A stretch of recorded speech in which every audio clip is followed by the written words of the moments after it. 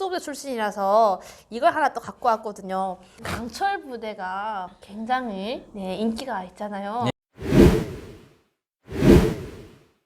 저는 그 강철 부대 보면서 진짜 시집을 안 갔다면 다음 생에 만난다면 특전사 출신 분을 조금 만나보고 싶다.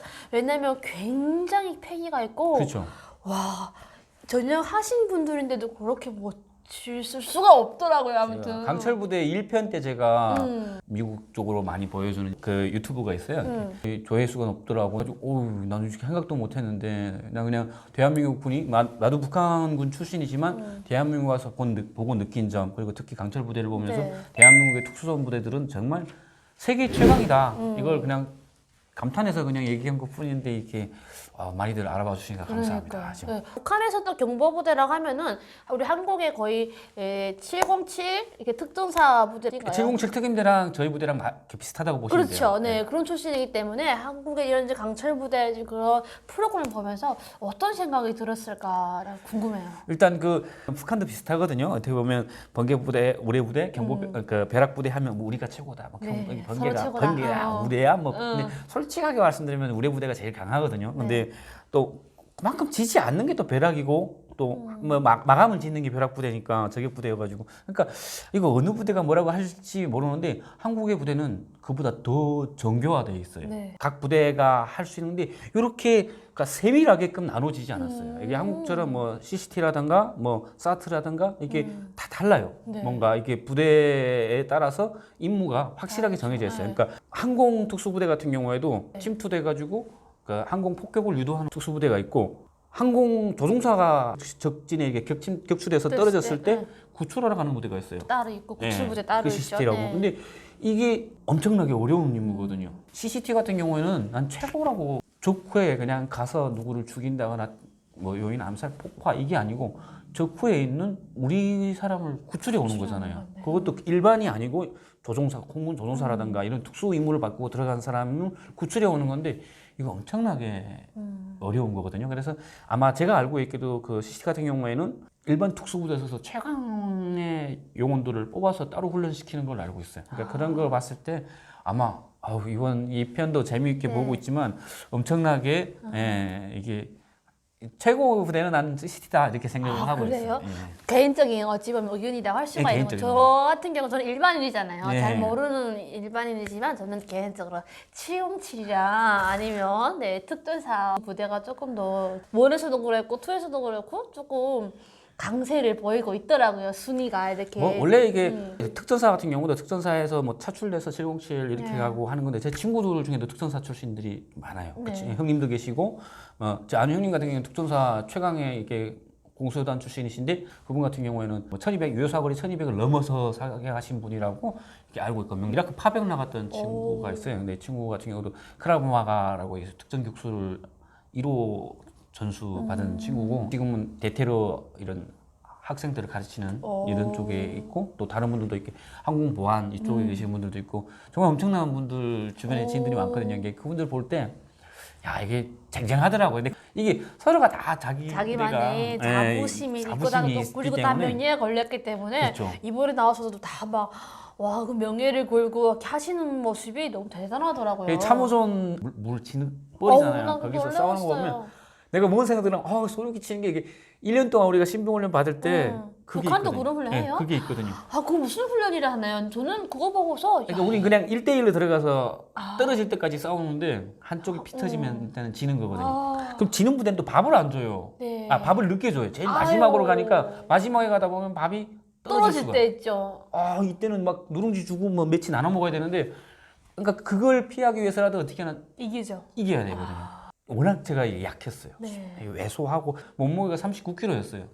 그냥 굴띠주라고 별명이 붙었거든요. 공부만 했었는데 나가서 그때도 이렇게 참호전처럼 이렇게 하면 100점 100패 저는 패했죠. 근데 나중에 이게 싸움의 요령을 알게 되다 보니까 나중에 태권도 선수 출신 동료인데 걔를 내가 이기더라고요. 나중에 그러니까 어떻게 보면 운동 센스가 좀 빠른 편이었어요. 빨리 캐치하고 그걸 보면서 그때 생각이 막 나오고 그러면 저 역시 대한민국 특수대는 진짜 최강이다 이렇게. 네, 그리고 보니까 이렇게 그런 막 큰 타이어도 막 끌고 가고 막. 강원도 그 태백산이나 대관령 쪽에 가서 네, 아마 찍으신 것 제일 같은데. 날씨가 추운 데 가서 했더라고요.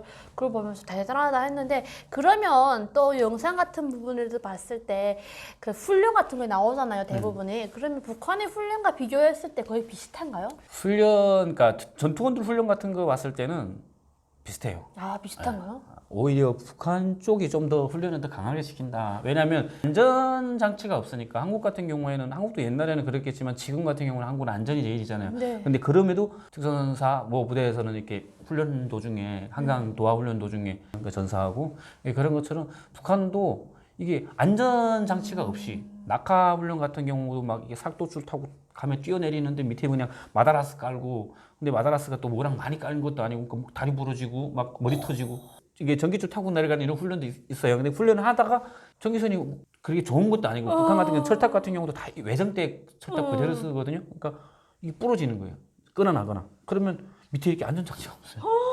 그대로 떨어져서 머리 깨져 죽는데 전사. 근데 한국에 와서 제일 안타까운 점이 이게 천안함 폭침이라든가 이렇게 연평해전, 연평도 포격 이때 전사자들과 그리고 그때 다친 우리 북한은 영해군인이잖아요. 여기로 말하면 그 국가 유공자들인데 그 유공자도 잘 안 해주고 그리고 그 어느 정도 치료받고 사회에 나가면 제대되면 병원비는 너가 알아서 해라 이러거든요. 이건 너무 잘못된 부분인데 국가와 국민의 안녕을 위해서 싸우다가 전사하거나 부상내서 돌아온다면은 내 아들이 아닌가? 나라에 봤을 때는 국가의 아들이라고 하고 집에 오면 내 아들이 되는 이건 너무 억울하거든요. 왜냐면 부모들 입장에서도 그렇고 누가 그걸 군대를 내보내고 싶겠어요. 응? 나가서 이렇게 저가의 싸움이라든가 이런 데서 부상당하고 들어왔는데 대우를 안 해주는 누가 그럼 미군처럼 이게 미군은 전사자들 지나가도 가다가 이렇게 딱 차에서 내려서 인사를 하고 또 그런 모습이 너무 좋거든요. 그러니까 그런 게 한국에는 좀 많이 없어졌어요. 그래가지고 너무 안타까워서 천안함 이게 그 함장님이랑 같이 이게 그 생존 병사들 같이 나가서 제가 시위도 좀 하고 이런 시위도 했었고, 예, 그리고 국가유공자 이쪽으로 열심히 일하시는 또 국가유공자분들하고 같이 나가서 이렇게 국가보훈처에 가서도 좀 얘기를 하고 왜냐면 묻지도 따지지도 말고 부상당해서 오는 군인들은 진짜 평생 국가가 책임져 줘야 되는 거예요. 그게 국민들이 내는 세금 내는 이유고. 훈련은 우리가 보기에는 이게 예능이고 뭐 쇼 같고 하지만 실제 그렇게 훈련을 했단 말이에요. 그렇죠. 아니면 그보다 더 험하게 훈련을 했어요. 했죠. 이 사람들이 훈련을 할 때 뭐예요?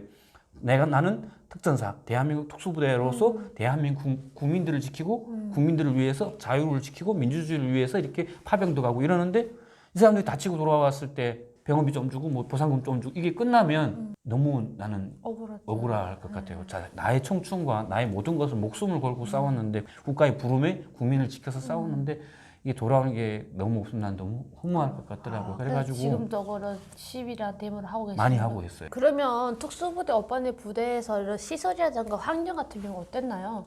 일반 부대보다는 많이 낫다고는 하는데 열악한 건 똑같아요. 고난행군 때는 우리도 거의 죽고 아유, 특수부대가 죽을 국수를 주고 막 그때는 진짜 너무 힘들어가지고 아니 뭐 특수부대 나가면 진짜 입밥 먹고 막 배부르게 먹을 줄 알았는데 근데 아니 2000년대 중반 들어서 뭐 이렇게 한국에서 뭐 쌀도 많이 가고 유엔에서 쌀을 먹고 하니까 좀 군인들이 식사질도 좋아지고 고기도 많이 가끔 나오고 이래가지고 아 역시 근데 일반 부대는 그때도 힘들었다 그러더라고요. 그런 면에서는 일반 부대보다는 좀 나았어요. 낫다. 북한의 유튜브 영상 올린 거 보니까 특수부대 훈련이라 가지고 막 이렇게 쇠를 가슴을 막 이렇게 찌르는 것도 있고 나 그 좀 하지 말았으면 좋겠는데. 그리고 막 이렇게 등판에다가 벽돌이라 해야 되나요? 그런 걸 막 까부시고 넣고 하마로 막 이렇게 까고 막 하더라고요. 한국에서는 차력이라고 하죠. 북한도 왜 저걸 했는지 뭐 이해가 안 갔었어요 그때 당시에는. 근데 그게 그냥 보여주기식. 우리는 힘이 강하다 뭐 이런 건가? 근데 실제 이게 기합 훈련 한다고 하는데 어느 정도는 좀 실전 훈련해도 어느 정도 도움은 된다고 생각을 해요. 왜냐면 지금 현대전은 뭐 사이버전이고 막 미사일이 날라가고 한다지만 어차피 북한이라는 나라는 지형이다, 산, 계곡 이렇게 돼 있기 때문에 산악으로 돼 있기 때문에 무조건 뭐 통일이 된다거나 뭐 이런 전쟁이 일어난다 하면 육지전이 일어날 수밖에 없어요. 육지전이 일어났을 때 뭐 치고받고까지는 할지 모르겠지만 뭐 이번에 러시아 우크라이나 전쟁도 봐도 좀 약간 웃긴 전쟁처럼 지금 하고 있는데 북한하고도 하기 때문에 그럴 수도 있을 수가 있어요. 그렇게 됐을 경우에는 솔직히 북한군 훈련 상황이라든가 체력 상황 같은 경우 물론 급식이 떨어지거나 이런 것도 있지만 전투원들 같은 경우는 한 20만 전투원들은 그 정도로 준비가 됐기 때문에 웬간합니다. 그러니까 예전에 김진도 목사 한국에 왔을 때도 예, 박정희 대통령이 경호원들 특수부대 출신 해가지고 해봐라 했는데 1대 11인가에서 다 들어가지고 그때 아 우리가 약하구나 그때 박정희 대통령이 그래서 훈련을 더 시킨 것처럼 실제 저는 뭐 대한민국 군이 약한 건 아니지만 적을 과대 평가해도 안 되지만 과소 평가해도 안 된다고 생각해요. 그러니까 북한 특수부대 같은 경우도 보여주기식 쇼고 차력인 것 같지만 저게 어떻게 보면 정신력 그다음에 이런 게 다 들어가 있어가지고 그런 걸 미연에 우리도 파악을 하고 그냥 보여주기식 차력 쇼나 하고 있구만 이게 아니고 쟤들이 훈련을 해서 단련된 몸으로 어떤 전투원으로 파견되기 때문에 그런 애들이 들어왔을 때 체포를 하거나 맞서려면 어떻게 대응을 해야 된다 이런 걸 알고 있으면 좋을 것 같더라고요. 아, 그러면 특전사의 눈으로 봤을 때 북한의 그런 쇼 그런 부분도 어찌 보면 기본이 되어 있고 그렇죠. 어느 정도 되어 있기 때문에 그런 것도 가능하다라는 거죠. 강철부대라든가 이런 프로그램 나온 분들은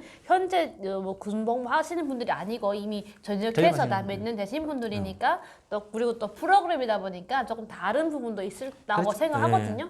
근데 그래도 일반인이 보기에는 대한민국의 그런 특전사 진짜 나라와 또 우리 국민을 위해서 지금도 희생하고 바치고 있는 그런 분들의 정말 감사해야겠다는 생각이 들더라고요. 그렇죠. 진짜 아들을 키우는 입장으로서 너무 가슴 아프고 그냥 재미로만 보기에는 너무 안타까운 부분이기도 하더라고요. 그렇죠. 감사하면서 네. 고마우면서도 얼마나 힘들었을까. 맞아요. 지금도 특전사에서 근무하는 네. 동생이 있는데 그 친구도 거의 10년 지금 복무하고 있거든요. 그리고 장기 복무하고 있는데 그런 친구들 보면 내가 항상 그 친구한테 전화 오면 동생이지만 항상 고마워. 너가 고맙죠. 지켜줘서 고마워. 맞아요. 이렇게 얘기를 하거든요. 그러면요 마지막으로 혹시 그런 안보 강의를 군부대 갔을 때 같은 북한에서 군인이었고 특수부대 출신이었는데 한국에 들어온 특수부대라든가 군인들의 생활을 봤을 때 가장 인상이 깊었던 부분이 있나요? 일단은 북한은 워낙 시기주잖아요. 네, 먹는 것부터 보였고 그렇죠. PX 같은 거 볼 때 너무 놀란 게 군부대 안에 판매점이 있었네. 여기 또 다 있네. 좀 더 싸네 밖에보다는. 이게 너무 잘 돼 있구나. 미군 이게 군식이라고 해야 되나? 네. 비상식품이라고 해가지고 네네. 전시에 먹는 듯 네네. 이런 거 있는데 훈련식품이죠. 근데 그걸 또 보게 됐어요? 오. 보고 먹건데 뭐 떡볶이도 아니고 뭐지 하는데 막 제육처럼 이렇게 됐던데 그러니까 북한은 이렇게 뜨거운 물 딱 부으면 미역 곰포 있잖아요. 미역하고 두부 말린 두부가 이렇게 팍 불어나서 그냥 오. 두부 미역국이에요. 근데 더럽게 맛있고 그렇게 많은가?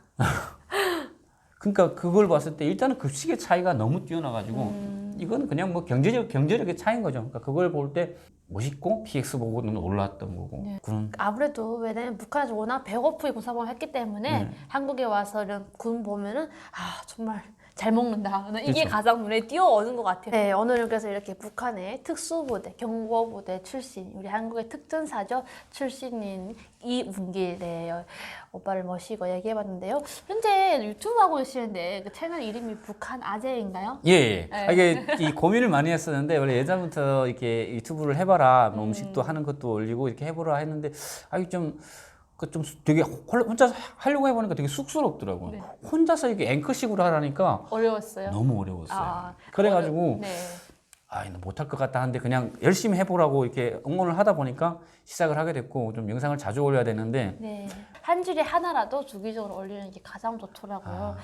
저도 유튜브를 하다 보니까 이게 유튜브 구독자분들이 저를 믿고 들어오시잖아요. 그쵸. 일단 구독하시는 거잖아요. 그분들의 감사함을 보답하는 것은 우리는 주기적으로 질 좋은 영상을 올리는 게 그래서 일주일에 한 번은 최소한 올려주는 게 그러니까요. 내 동생들 이러기도 그러더라고요. 인사 영상 하나 올렸는데 구독자가 1000명이 됐어. 그러면 형은 이거 너무 감사한 건데 구독자들 봐서라도 열심히 해야 돼 하는데 하는 게 있고 하다 또 보면 뭐 안 코로나 돼요. 너무 네, 어쩐다 맞아요. 하니까 구시이고요. 제가 일단은 열심히 하겠습니다. 이 유튜브도요 사명감 없고 내 본업이 아니다라고 생각하면 하기 어려워요. 네, 오늘 오빠와 함께 이렇게 북한에 있을 때 얘기와 또 특수부대의 현재 상황과 또 우리 한국의 특전사들 이런 모습들과 여러 가지 얘기를 해봤는데요.